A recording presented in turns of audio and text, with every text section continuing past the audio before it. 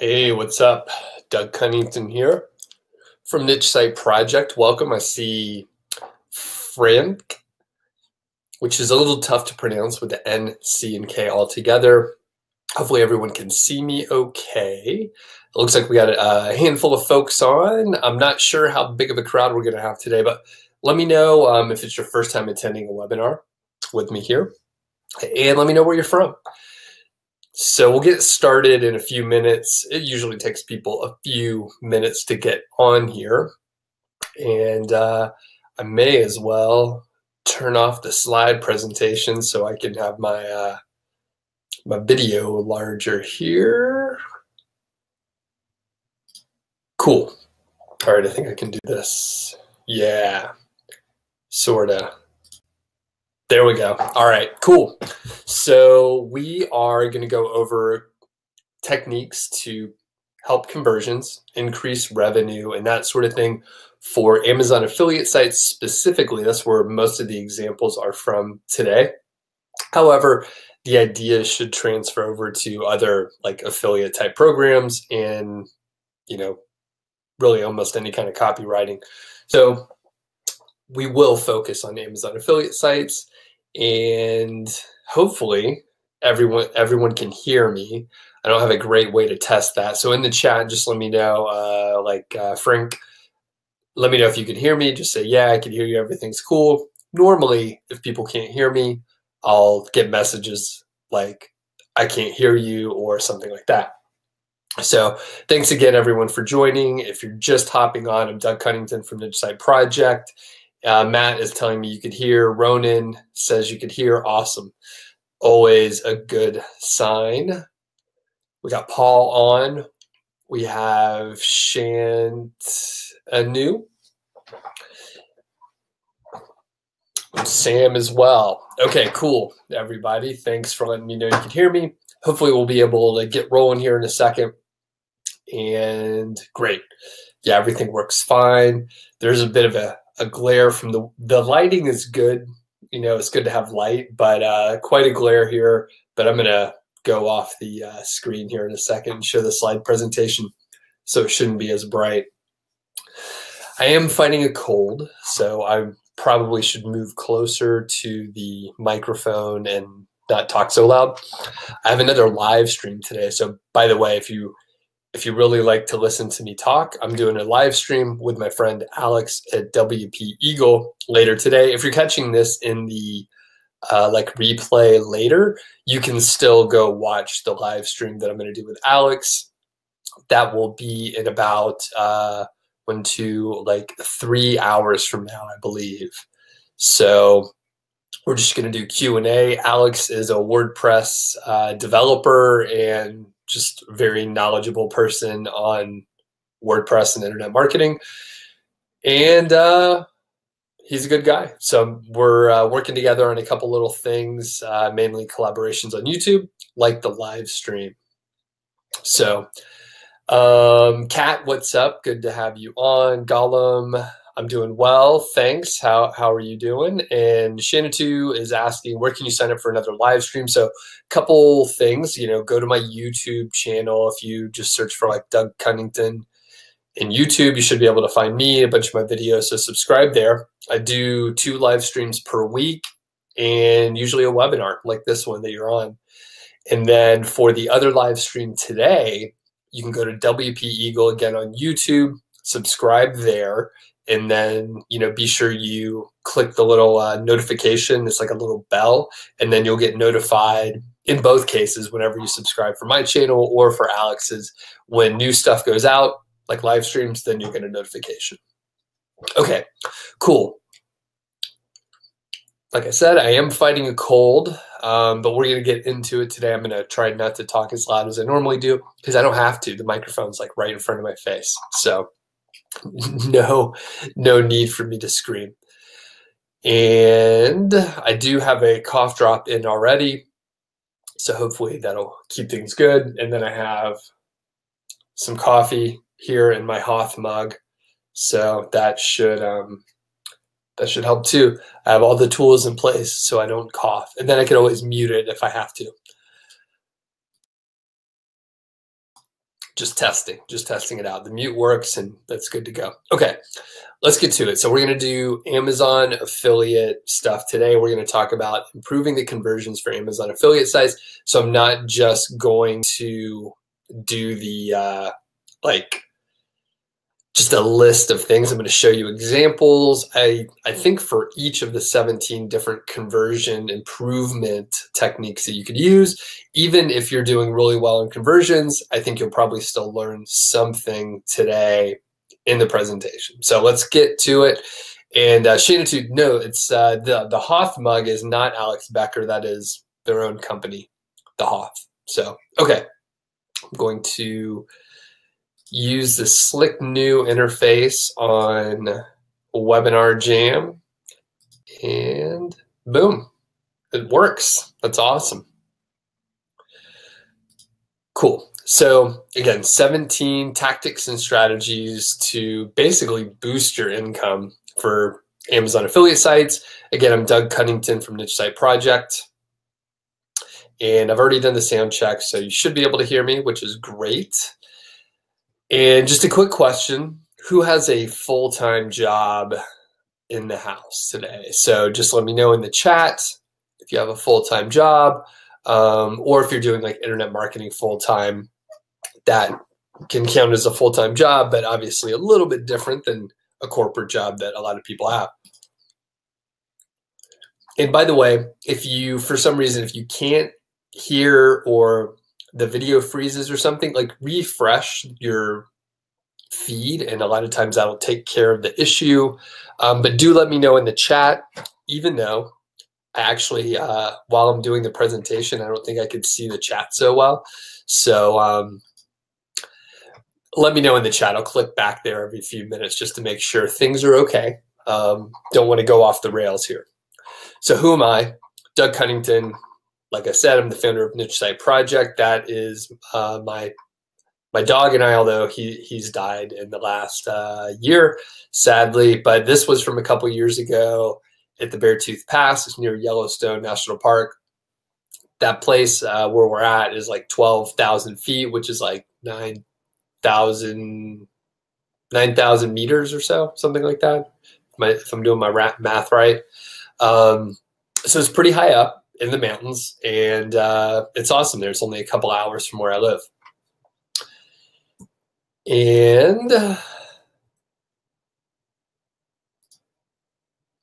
so my past track record, which is basically why you should listen to me at all. I've done and created several niche sites in the past, some kind of big ones, some interesting ones. I've learned a lot over the last like 4 years or so in internet marketing. I've coached a lot of other people, including, probably people that you have heard of on like YouTube channels and Facebook groups. Like I've coached folks like that are doing really well right now. I've done a lot of guest blogging, just in internet marketing in general. And I am a PMP, project management professional. I've also been featured in a few different places. Oh, but before we go to that, do you have a profitable niche site, and have you created a site before? And I'm going to hop over to the chat since I asked a question here. So Ronan says he has a full-time job. Jeff is working full-time online. What's up, Jeff? And then Gollum is doing internet marketing full-time, but struggling to make passive income online. Yeah, it takes a while to actually get the passive part of passive income going. It's a lot of work. It's not very passive in the beginning. But yeah, let me know if you have a profitable site right now. If you created a site before, just let me know kind of where you're at. These questions help me shape the presentation so I can focus on certain parts over others. And Kat says, you have a profitable site, but it's not full-time income yet. Bobby is the same as Gollum, where you're doing I am full-time but struggling to make it passive. Totally understand that. And next, I have been featured again why should you listen to me? I've been featured on a number of places or mentioned, and most recently on Social Triggers by Derek Halpern, and a bunch of other places you probably heard of. You probably just recognize the logos and the names and stuff. Okay, so here is one of the other big things is basically my timeline. So you can see some ups and downs. And by the way, is this clear for everyone? I'm using a different interface than normal. I'm using all the in-house Webinar Jam stuff. So just let me know if this graphic is clear for you or if it's blurry or anything like that. Okay. And Ronan mentions that he is full-time, has a full-time job offline, but you're part-time on Amazon doing like $500 to $700 a month. That's awesome. Really good. And okay, cool. Thanks for letting me know, Shanatu. And I'm sorry, I'm mispronouncing your name. And then we have Kat, and everyone says this is a little blurry. Yeah, it looks a little blurry to me too. So I have no clue. I guess it's better to not use the interface, but you never know until you try. I don't think it'll be a huge impact, but I can switch over pretty quick. So I may actually do that just to make it as clear as possible. This graphic doesn't matter as much, but basically I've had some ups and downs. I've had some good successes in the Amazon affiliate program, and I've had several sites penalized in the past due to using private blog networks. I'll tell you that private blog networks can work really well. It's a lot riskier than not using private blog networks, but I know a lot of people that are doing really well with PBNs, and they have been for years. So I do know you can do it, but for me, it's not my thing. I can't handle the risk, and you know, it's actually not any faster than doing white hat. It's just different. So I've had some ups and downs, and most recently I sold a site for $235, and that was back in June of this year.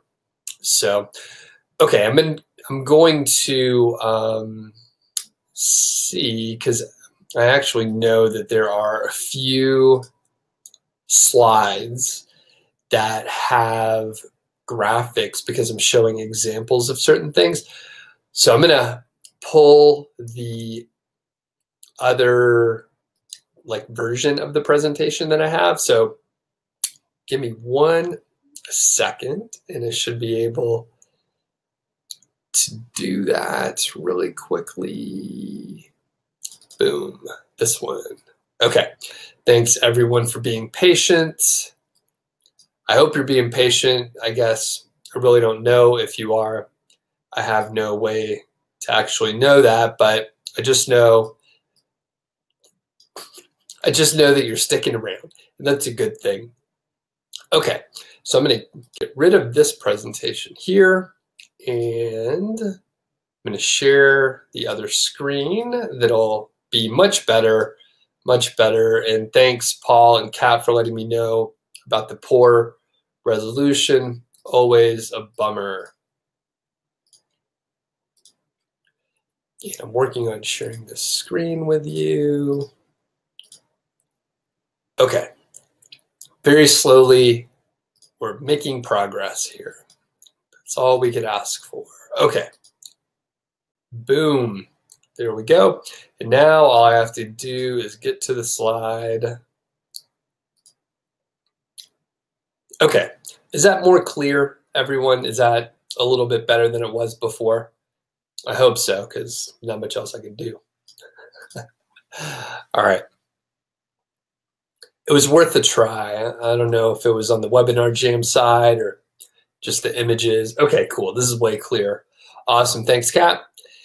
Again, 17 tactics to improve conversion. So the number one thing and the number one issue that people have, even if you're just making 10 or 15 bucks a month, this could change the way that your business is running and, make it from, part-time income to your full-time income.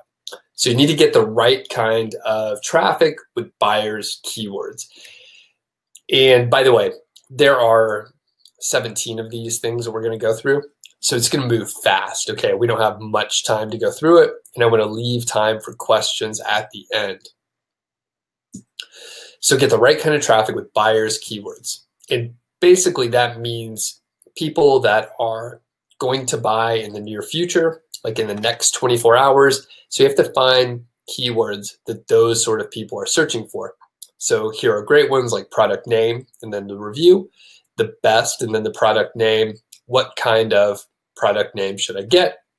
Of course, I'll give you some examples to make it super clear. So kitchen faucets. So here are examples for kitchen faucets. My favorite here would be best kitchen faucet. So that's a great way to do it. And again, you're kind of intercepting traffic on the way to Amazon. That's how you should think of it. You don't want to get like random people that don't really want to buy a product. It's not helpful. Number two, you need to target long tail, low competition traffic. And how should you do that? With the keyword golden ratio. If you're unfamiliar with that, you should look it up on the YouTube channel. I've done like whole training sessions just on the keyword golden ratio. I will tell you what it is, but we can't go into too much depth right here because we're doing 17 of these. So the KGR is basically a way to find keywords that other people aren't targeting. And this is what the formula is.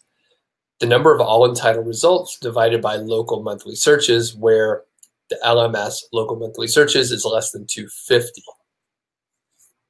Okay, so that is the ratio, and you're looking for a ratio of less than 0.25.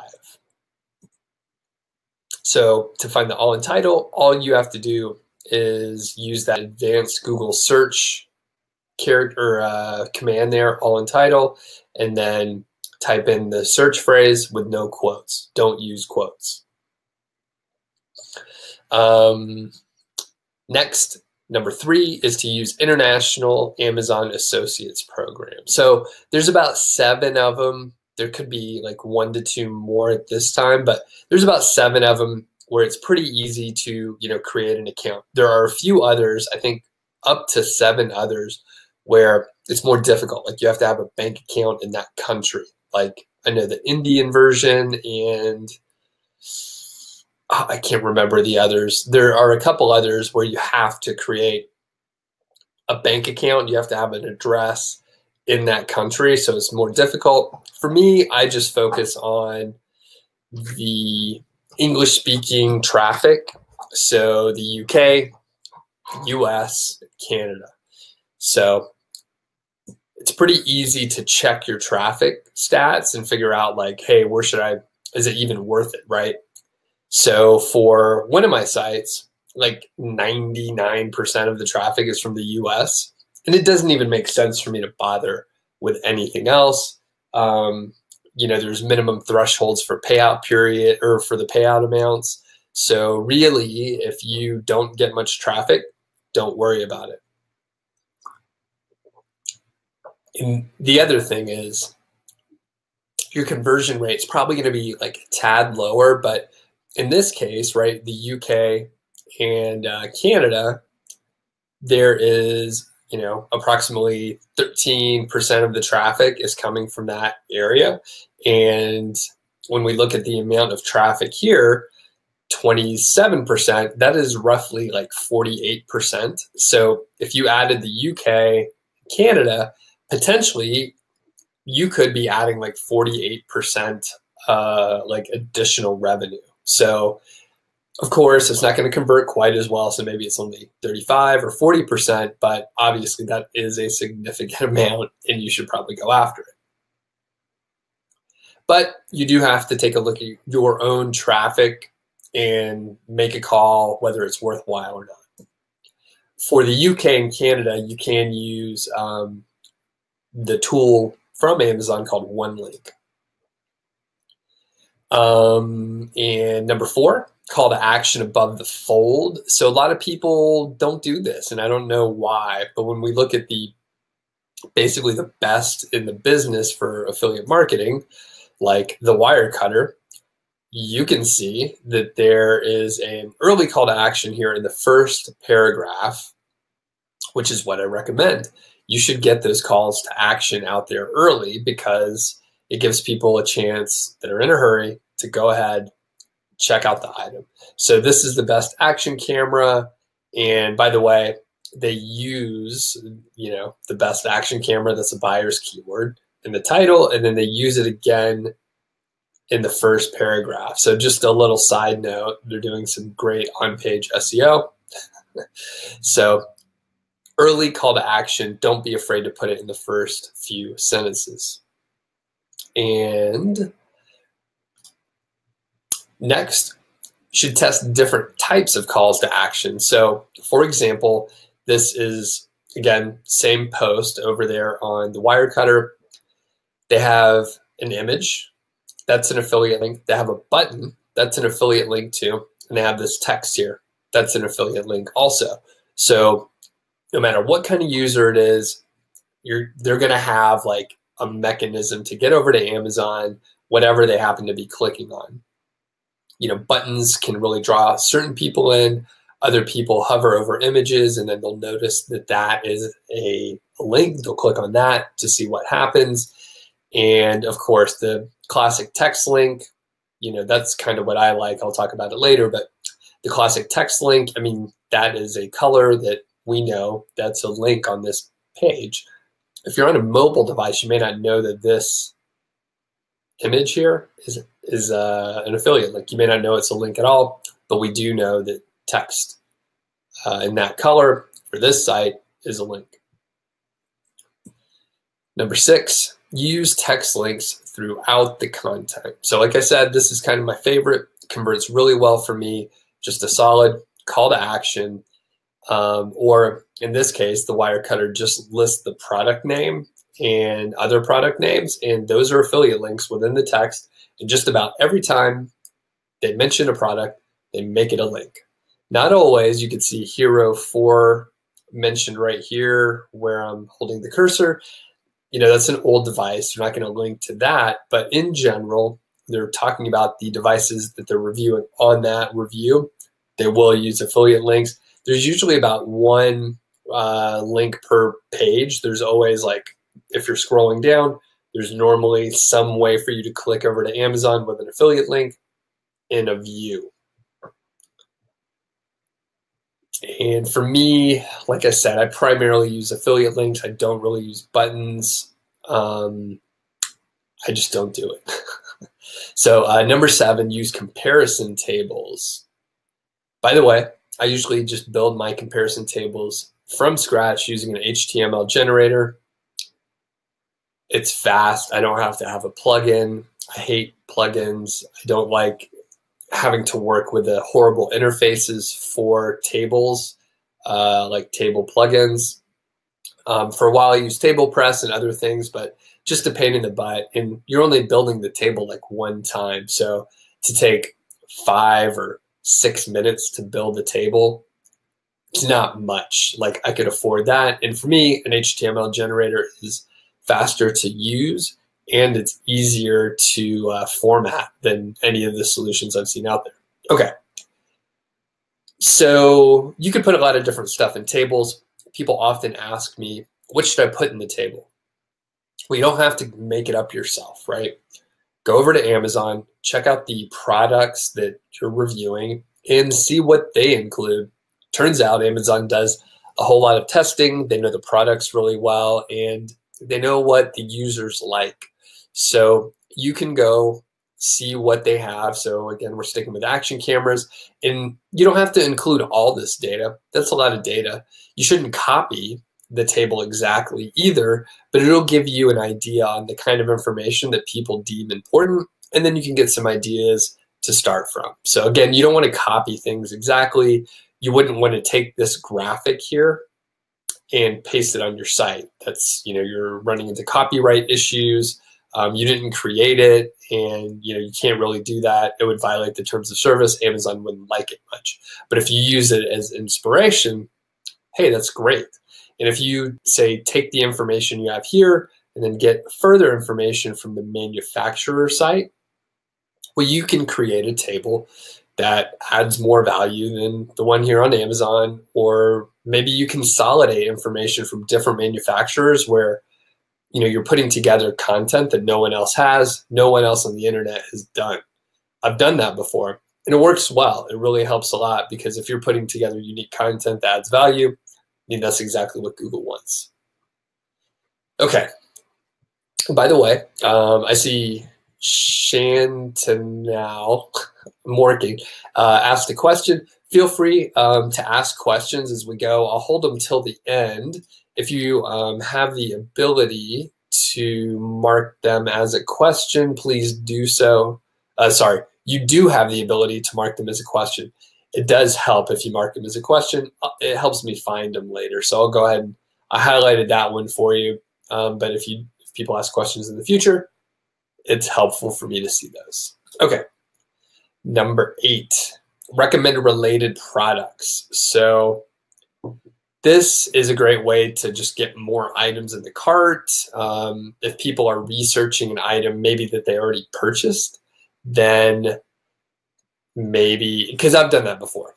Like I bought a new camera, a DSLR. I have like a Canon T7i. I'll still like check out reviews occasionally just to see like what people say, and people can recommend products that go well with it, and maybe I'd buy that. So again, you don't have to create this stuff from scratch. There's very little you actually have to be like original with. It's great to be original, but you can get really good inspiration. So from here, I just went to the same Amazon page I was on before for the GoPro, and I mean, Amazon is great at upselling. They have dozens of, there's 17 pages here. So 17 times 6 is something like, is that? It's like 80 something or 90. Well, it's hard to do math when people are watching you, but basically you could get ideas for other items to offer, and you can do some high priced like bundles or low price bundles or extra batteries, again, for the kind of items that I mentioned in GoPros. Like battery, like replacement batteries are great because people always need more batteries, or memory cards, as it were.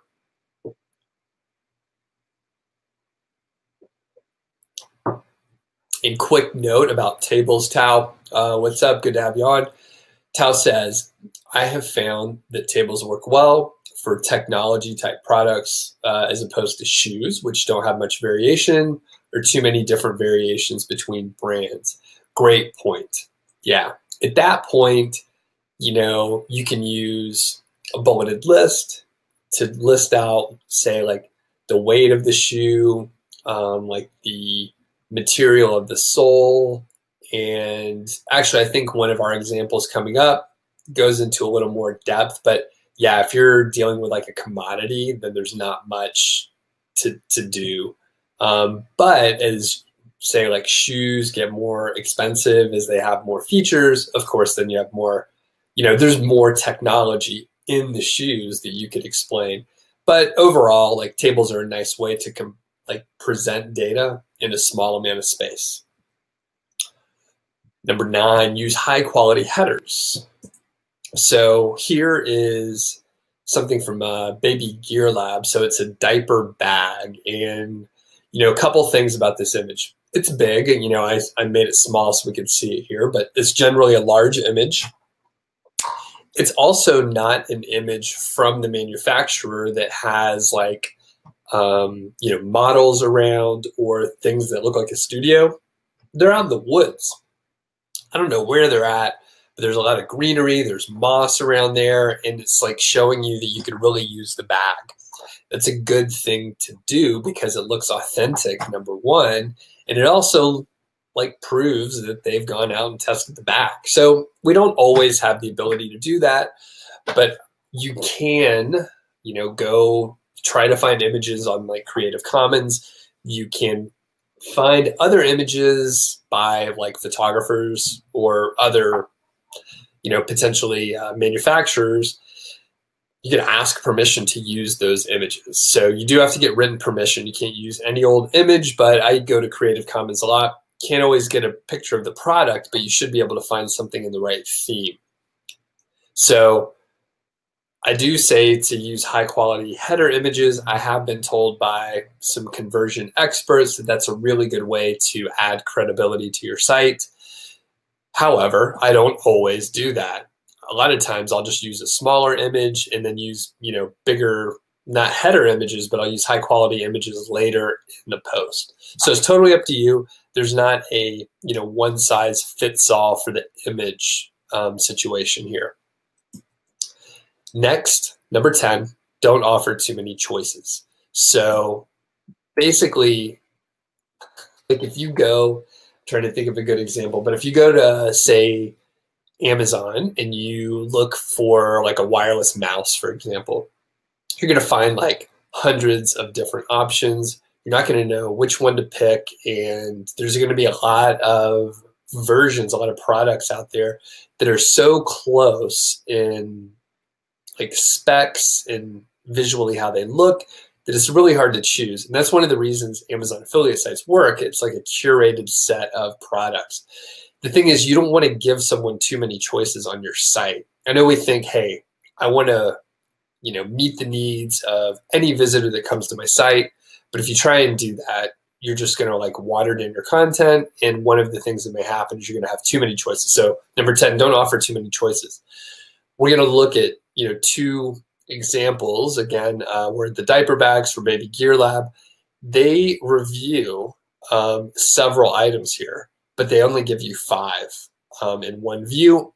You can like click here and get view all, but you can see they only give you 5 at a time because it, narrows it down.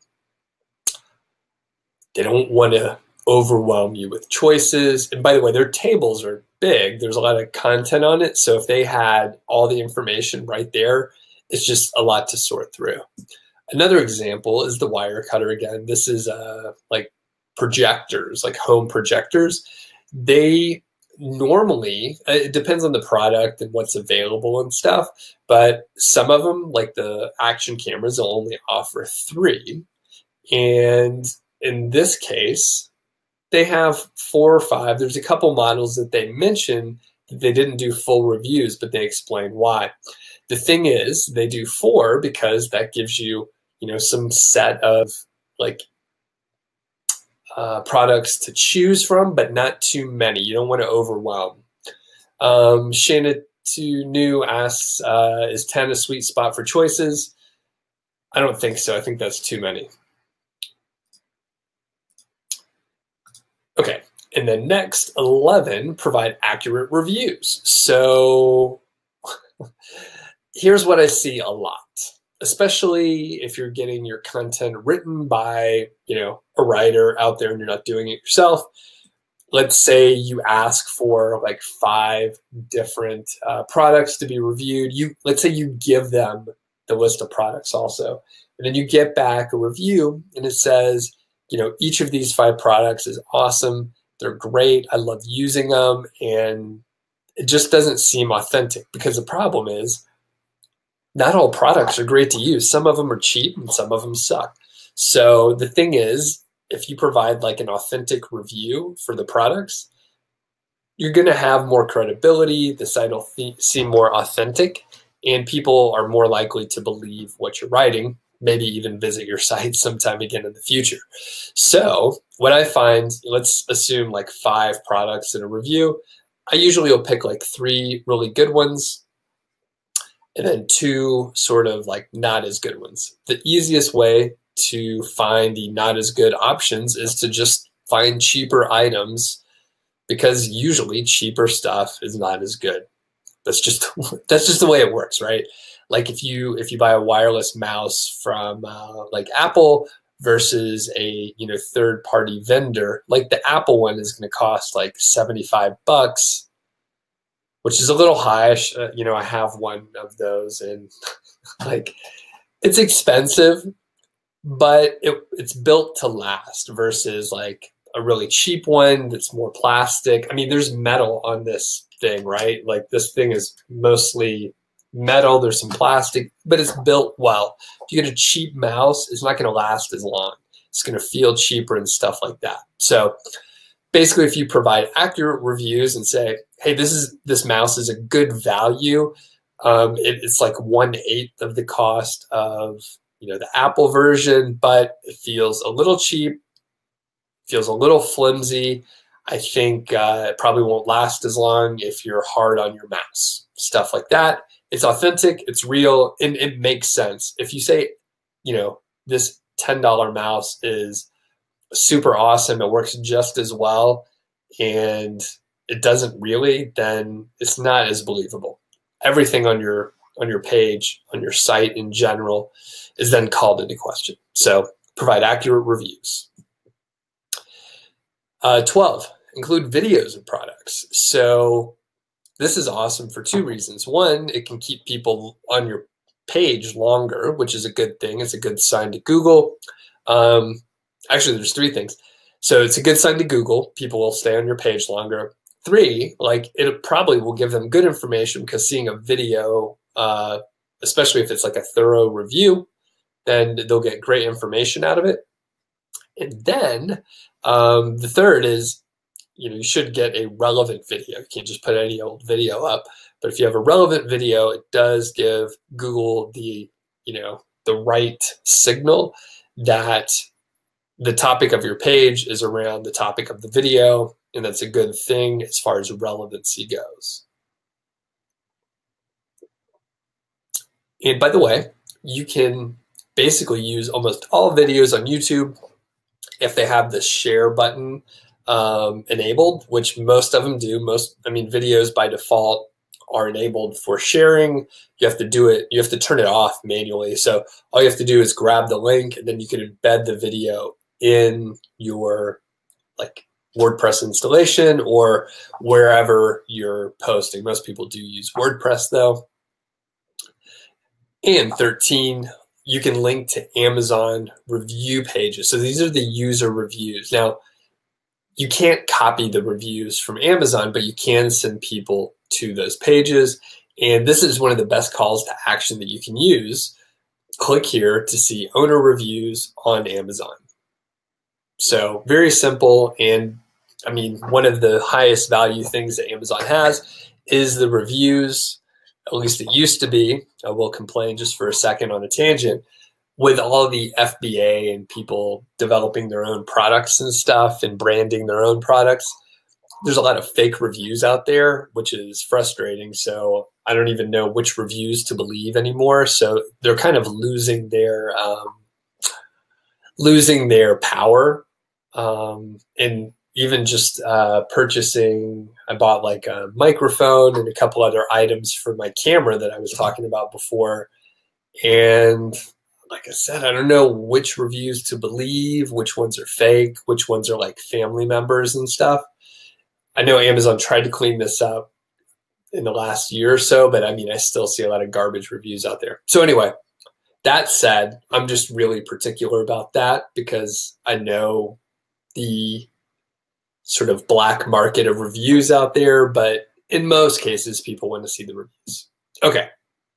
Number 14, use best of lists. So what am I talking about here? Really, you don't have to, create these from scratch. Let's just use an arbitrary example, but we're going to look at sort of the home and decorating area. There are editors picks throughout the categories on Amazon. So I recommend, you go check out some of your main products or whatever you want to focus on, go to those categories, go to the editor's picks, and then they curate this stuff for you. So in this case, I went to the home decor mirrors and decorative mirrors, and I went to the editor's picks. I just clicked on the editor's picks in that decorative wall mirrors, and there's 112 results just for decorative mirrors, an item I didn't even know existed before I started messing around. And you could pick your top 5 or your top 10 or whatever. By the way, I know I mentioned 10 is probably too many for a best of type review, but if you're doing this kind of list like this, 10 may be okay, 7's fine. it's really up to you. But when you're putting it together in a table, 10 is a lot. So I would probably hold the table down to 5. But in this case, you get the idea. And the thing is, that was just for decorative mirrors. So you could imagine there are thousands and thousands of choices. And you can even do a sort of another subset of these best of, and that's a deals page. So you can go check out the deals section here.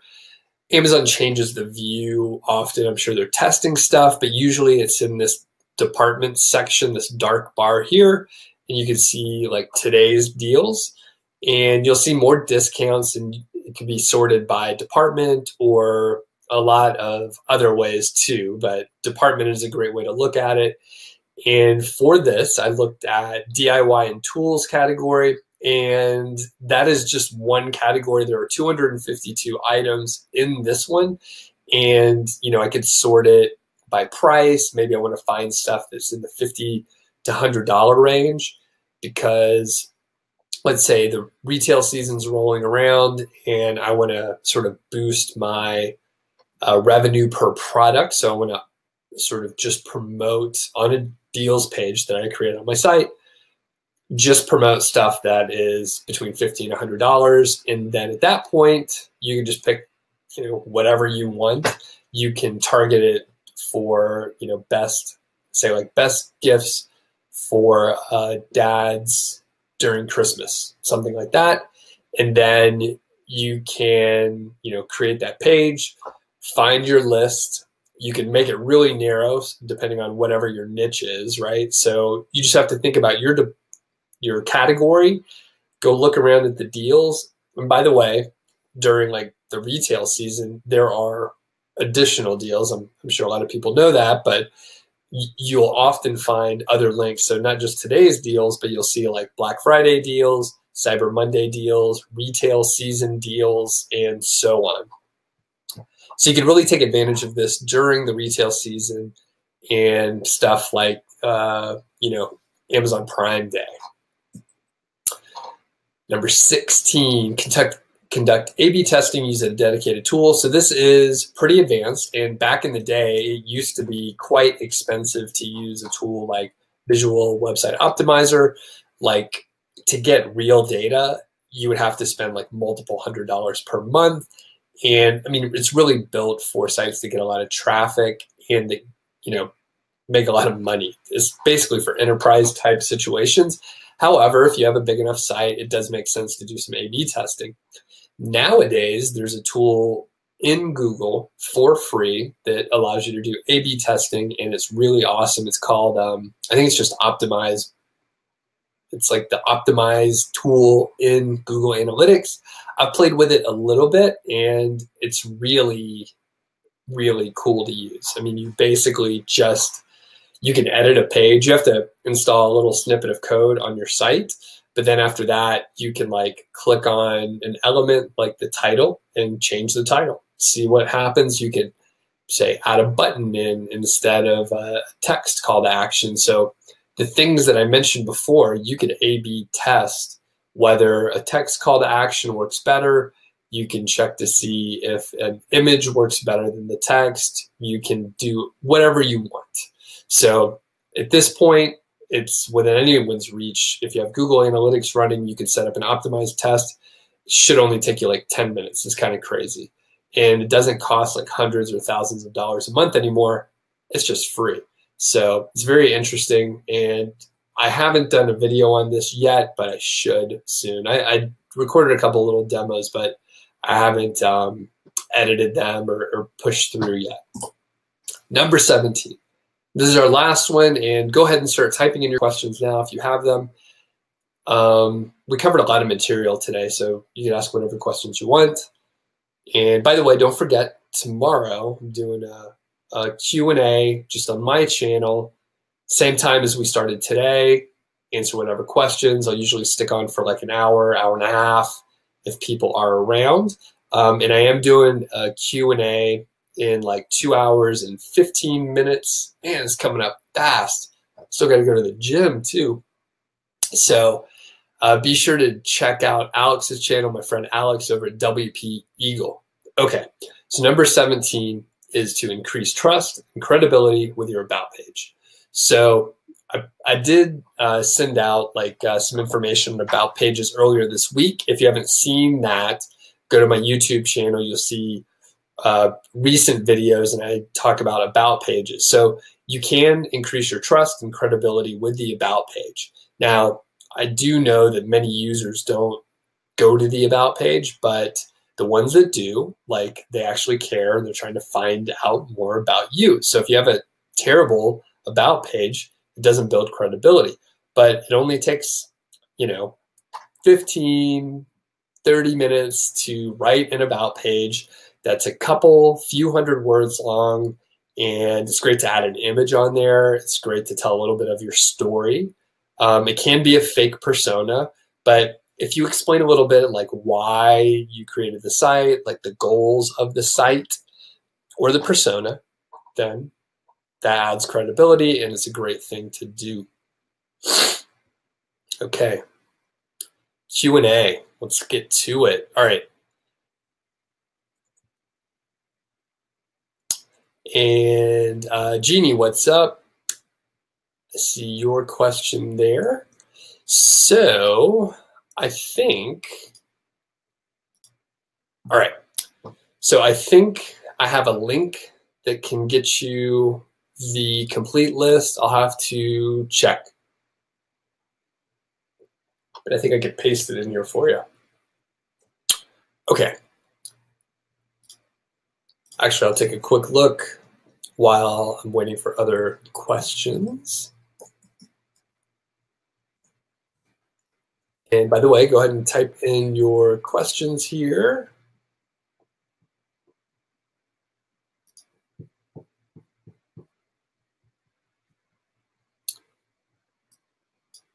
And hopefully I'll see this in a second. It's funny, I hear a magpie, I hear a bird on the roof, I think pecking on it. So it's kind of funny. I was like, what is that? What is that noise? Shouldn't be hearing that. All right, I'm just rambling on now. I'll find that for you, Jeannie, though. Okay, so good questions in here. I'm going to go back because I know I skipped a couple. Kat says, for KGR keywords like best product, X for Y, do I give them one product or more like 3? Initially, I usually just do one product, and then if it gets traction, after 2 to 4 or 6 months, if it's ranking well, then I'll beef it up and maybe I'll add 5 more, something like that. Jeannie, I'll find a link for you and I'll paste it in here. Gollum says, what's the link velocity for a scratch site until it ranks on the first page, and how much social signals do I use for a new site? Basically, I don't pay attention to any of that. So the link velocity is basically as fast as I can get the links. And as far as social signals, I don't think they matter. So, and Gollum, I would ask you, are the people that are telling you that social signals matter, are they selling you a service providing social signals? Because if they are, then you have to question the motives of the people that you're getting your information from. And Jeannie asked a good question. If everyone is doing the things on the list, what do I think gives your site an edge? So I roughly, not 100%, but I roughly put them in order of priority. So I think the number one thing is getting the right visitors to your site. So using the buyer's keywords is huge. And then from there, I mean, I do believe not just each niche is different, but I think each site is different. So you could have, say, 2, survival sites, and one of them may do really well with text links, and the other one does well with buttons. And they're in the same niche. Maybe they're offering the same products. And I mean, I've seen really clean layouts for sites, and I've seen really messy layouts for sites. Big sites that get lots of traffic. And, while I don't have firsthand knowledge, I have a feeling they get enough traffic that they tested and they know that, this happens to work for them and this other sort of design works for this other brand in the same niche. So I do think the same niche can have different sort of reactions. So basically, Jeannie, I think it is getting the right keywords so people actually want to buy. Yeah, so good keywords, and testing is hard, but I would say, yeah, some testing. And I think most of it is around content and then getting links. Okay. And Shantanu says, is silo necessary? No, it's not.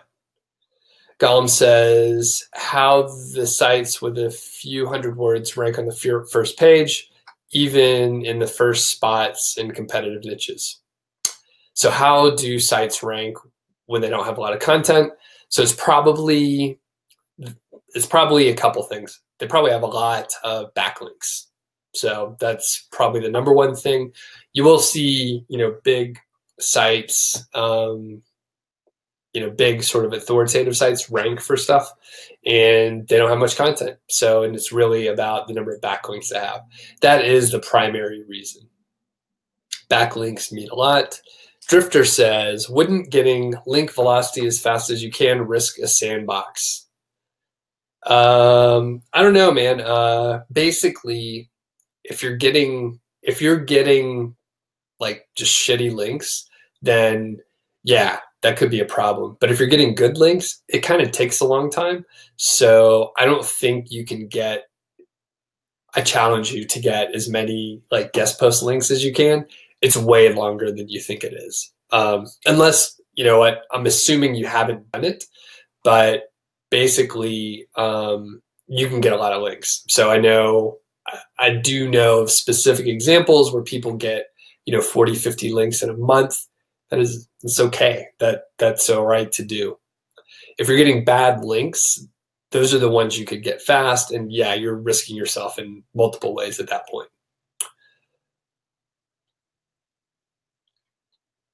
Mary asks, can you have too much content on a page to the point where it negatively impacts you?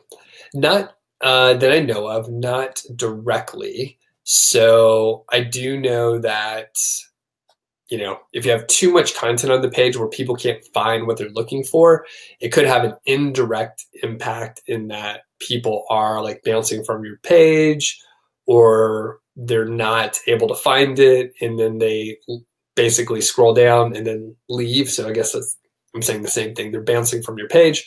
But from just a sheer volume perspective, I haven't seen that. The most I've published is probably in the 14,000, 15,000 words range, which is a lot. That's like a book. So Jay says, JP, what's up? Do I use heat maps? No, not generally. I've been a part of some projects where we used some heat maps and it was interesting. That is where I made a lot of assumptions about the text links, the buttons. So, I didn't talk about that much. Maybe that's something I should talk about more, but just in general, like, we try to put buttons on a page. Like almost no one clicked on the buttons. People clicked on the text links. Some people hovered around images, but in general, like, no, I don't use heat maps. If I did, I would probably point you towards the Sumo tool. It's pretty good. So Shantanu asks, what is better? Link to your info articles to your money articles and get backlinks to your info, or link to your info articles to money articles and backlinks to money articles as well?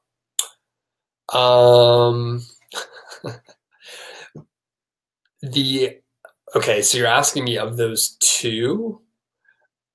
Well, I think you're ignoring some options. It's sort of like a little false dichotomy here, but I think you could probably I would say link to your info articles and backlinks to your money articles as well. So I would say your option 2, but I think your options are not as good as they could be. You should probably link to your money article. That's what you should do. Okay. And Jeannie asks another really insightful question. Good to have you on, by the way. Has anything changed?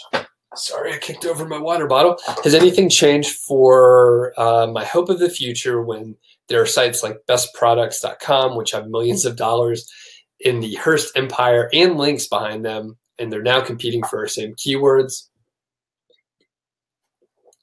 So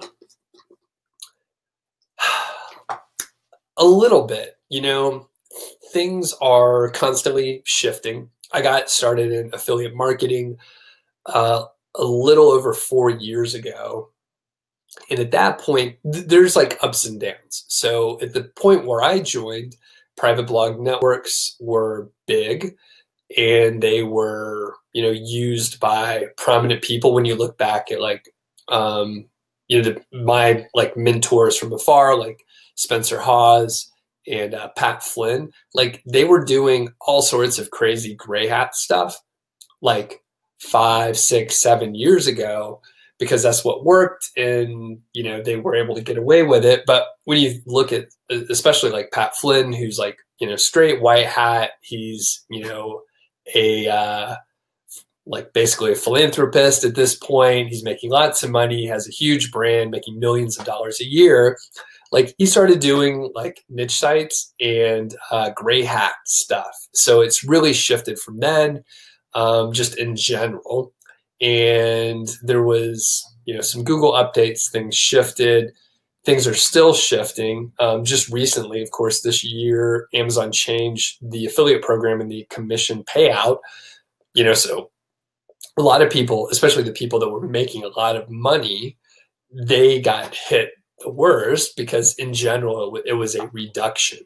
So anyway, your question, Jeannie, for the future, I think the specifics may change a little bit. Like maybe, the keyword golden ratio is not going to work as well because a Google algorithm change could make it less powerful, where, these bigger sites are going to, outrank us, even if they're not going for it, or they're going to start trying to rank for it because they see like how profitable it is. In big companies that, like the New York Times that owns like the Wirecutter and the Sweet Home, like they can just put a few of their links together from different sites, their different entities, and then they could just outrank just about anything.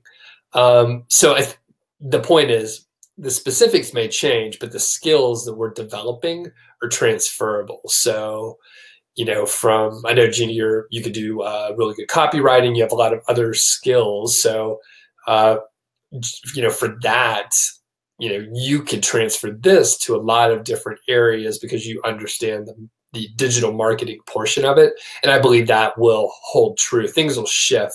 The key will be to like, sort of be a little bit on the front edge of, where things are. So, okay, long answer to a really good question. I should put that on my list, by the way, for future topics. That's a good one. And oh yeah, it is early in Maui. Funny thing, Gene, we just got snow here in the last couple days here in Bozeman. So weather's crazy. Okay, and I see other questions as well, so keep them coming. I'll go through them all, especially if it's like, relevant to conversions and stuff. I'll try and answer the other ones faster. Okay.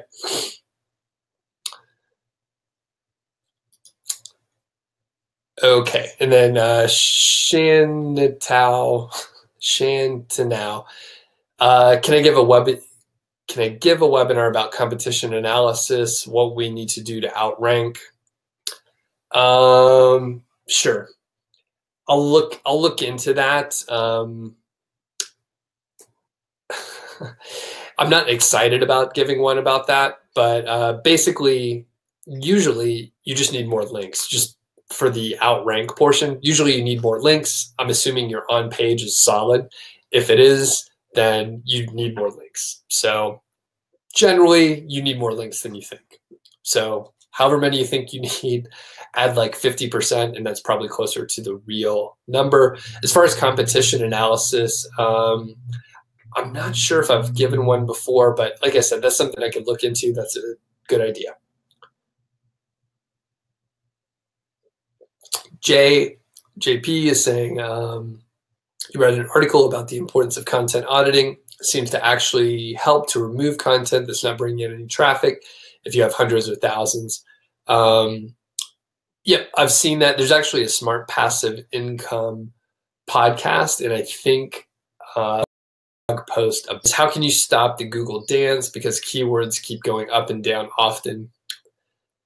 So the bad thing is some keywords just always have churn. I've seen it just over the years. Some keywords are always going to hop up and down, sometimes to the top 10, down to like 100, and they'll just go up and down. Now, if you have a young site, based on some of the questions that you're asking, I have a feeling you may have young sites or something like that. A young site's just going to have some of that churn. A new post may have some of that churn too. If your site's older, you'll have better stability. But, really, if you have a young site, you're going to have, ups and downs, and it can just be algorithm changes too. So if you have ups and downs like that come out of nowhere for terms that used to be stable, it could be an algorithm update. And, a smart thing to do is to just be calm and not change anything and let things settle out. So, if something changes, then it may just be a test and then it's going to return where it was. I know that's happened to me in the past multiple times. Okay, I'm going to have a quick look for the list so I can share it with everyone here.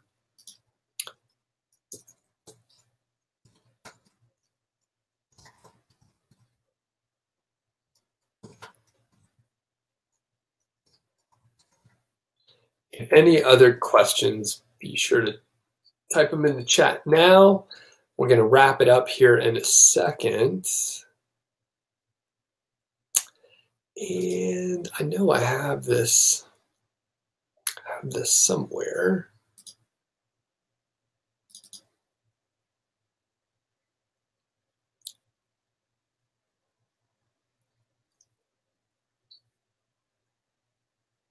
Okay, cool. I do. Okay.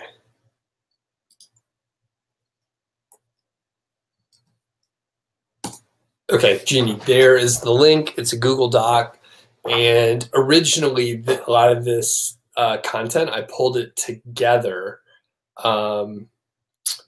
for Genius Link. I did a guest post there, I think it was earlier this year.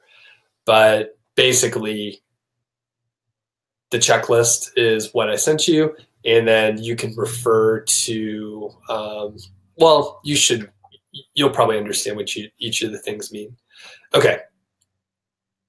Jay says, what's the future for you? More of the same Amazon affiliate sites or some new challenge? I don't know. I'm looking more at just, I guess, going one level up. So not just Amazon affiliate marketing, but I have other stuff that I've learned along the way. I like the courses. I like the interaction. I do these multiple live streams and Q&As and stuff like that. So this is an area where I didn't know that I was good at it, or at least people tolerated it. Hopefully I'm getting better. But basically, there's areas of which I'm not sure. It's been on my list for months to send out a survey to let people know some of the things that I'm interested in and where your interest lies. Obviously, it's really important for me to put something out that people care about. Amazon affiliate sites are cool. So once you get them set up, they're pretty, they are pretty passive. I've mentioned a couple times in the last few weeks that the Project Go White Hat site that my friend Rob and I sold, I mean, we were only putting in, an hour or two a week for even the times when we were working on it pretty hard. Like once you get these things set up, it's really not that much work. Okay. So in Jeannie, you're seconding the question. So, staying on the edge of what's next.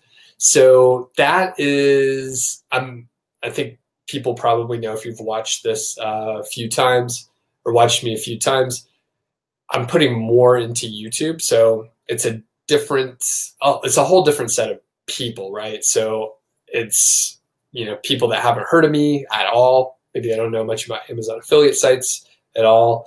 So I'm putting more time in there. As far as like developing like brand new Amazon affiliate sites, there's a lot of overhead to that. It takes a lot of time. So like my next sites that I'm probably going to work on, they're sites that have been in my stable of, work for a little while. And I just haven't had time to work on them. So I'll probably put more time into those or, buy a site that's already established because, the getting to the first, $1,000 a month, that's the harder part. That takes longer. But to go from like $1,000 a month to 5,000, I mean, that could happen in the same amount of time it took to get to 1,000. Not always. It depends on so many factors, but that is, possible. And Gollum asked for project management tips. That's a good idea. I haven't done as much project management stuff recently. Okay. And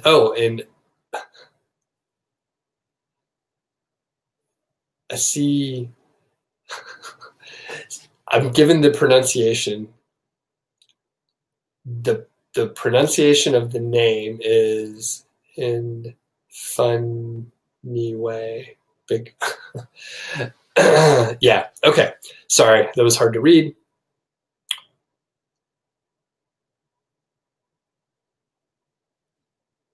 Okay. Any other questions? And thanks for the compliments, folks. I do appreciate it. JP mentions, thanks for the hard work and help. If I would like to try a Scottish ale, I'll let you know. Yeah, you know what? Send me an email, JP. It's the perfect weather for that kind of stuff. Ronan asks, do I prefer to promote cheap or expensive products on Amazon?